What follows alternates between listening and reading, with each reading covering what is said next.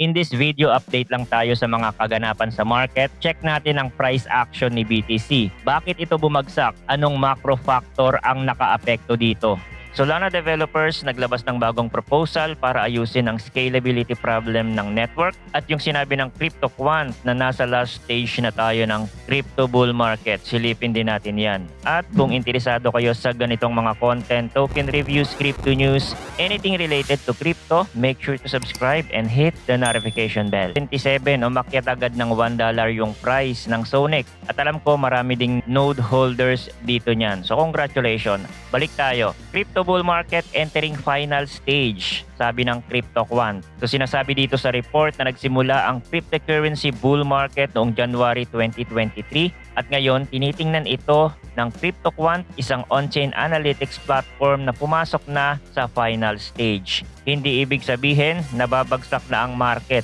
It's an advice na maging cautious na ang mga investors kasi malapit na nga nito maabot ang peak ng bull market. Sabi ni CryptoDan, a CryptoQuant contributor, na ang bull market is likely to culminate in a cyclical peak by Q1 of 2025 or sa Q2. At ang assessment na ito ay nakabase sa data na nagpapakita ng significant influx of new investment, kasabay nito yung contributions from existing investors. Ang key indicator na nagpapakita sa mga huling yugto ng bull market ay ang percentage of Bitcoin traded within 1 month of acquisition. At nung Q4 nga last year, ang percentage na ito ay nag-spike ng 36%, ang level na maikukumpara sa mga previous market tops. Inaasahan na ang ratio na ito ay tataas pa or madodoble before market transitions into a bear cycle. So sinasabi lang dito na kailangan na nating maging cautious. Although andyan pa din yung significant gains na ibibigay sa atin ng bull market, pero kailangan na nating maging conservative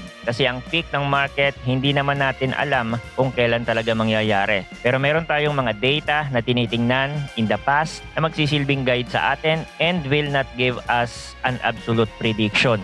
At syempre may ibang mga analyst na merong contrasting perspective.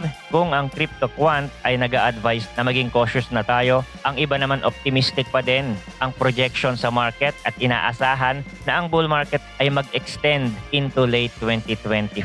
Katulad ng Steno Research, they are bullish. Nakikita nila ang 2025 is a historic year for cryptocurrencies. Ganito din yung outlook ng VanEck Asset Managers. Ang medium-term peak daw ay pwedeng mangyari sa Q1 ng 2025 and then tsaka susundan ng surge to new all-time high by year-end. Ine-expect nila na si Bitcoin ay aabot sa 180,000 at the cycle's apex at si Ethereum naman ang projection nila ay aabot ito ng 6,000 by the end of 2025.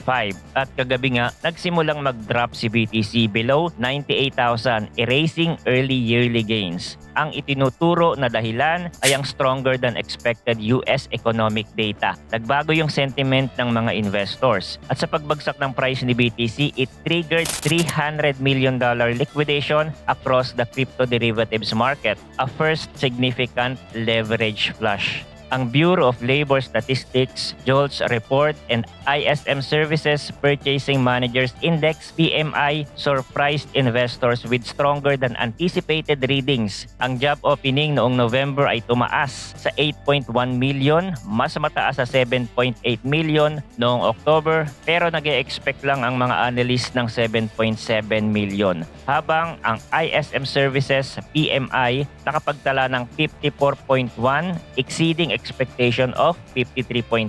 Bukod dito, tumaas din ang 10-year US Treasury yield ng 5 basis points to 4.68%, approaching multi-year high. Kaya ang US stock market, ang Nasdaq at S&P 500 nag-drop ng bahagya. Habang si Bitcoin nag-drop ng 4% in 24 hours, mas mataas lang ng konti ang ibinagsak ng price ng ibang mga altcoins.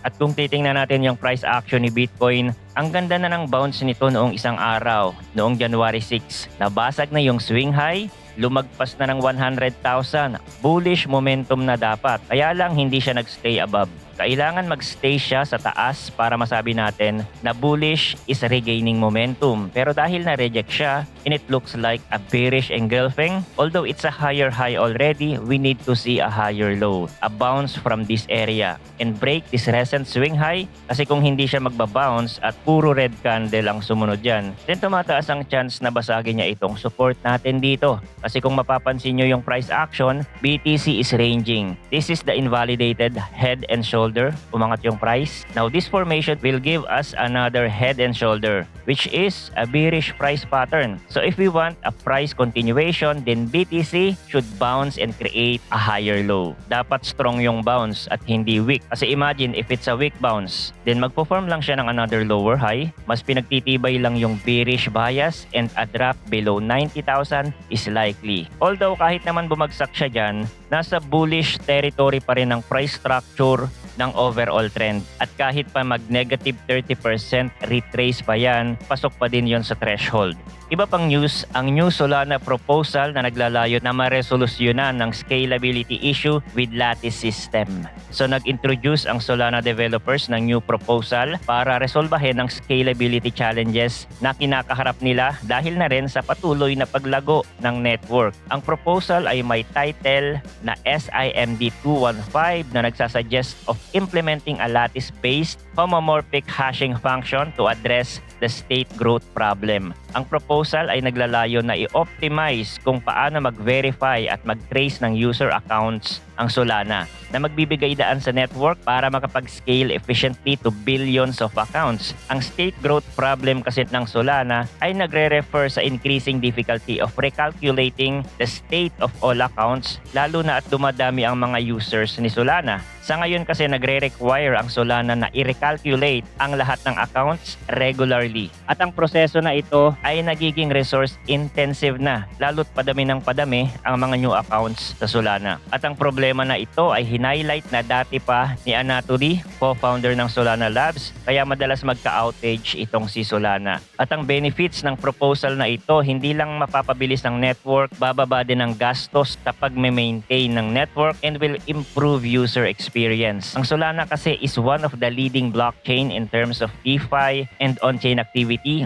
Over the past month nga, ang network ay nakapag-generate ng 43% more trading volume than Ethereum across decentralized exchange. Ang Solana's DEX volume, over $113 billion in trading volume, habang ang Ethereum's DEX volume ay approximately nasa $78.9 billion lang according to DeFi Llama data. So nagpapakita lang ito ng patuloy na paglago ni Solana na isa sa major competitor ni Ethereum na may kakayahan na maka-attract ng significant activity within the crypto space. So yun lang ang crypto update natin for today. Thanks for watching again. Good luck and see you on the next video.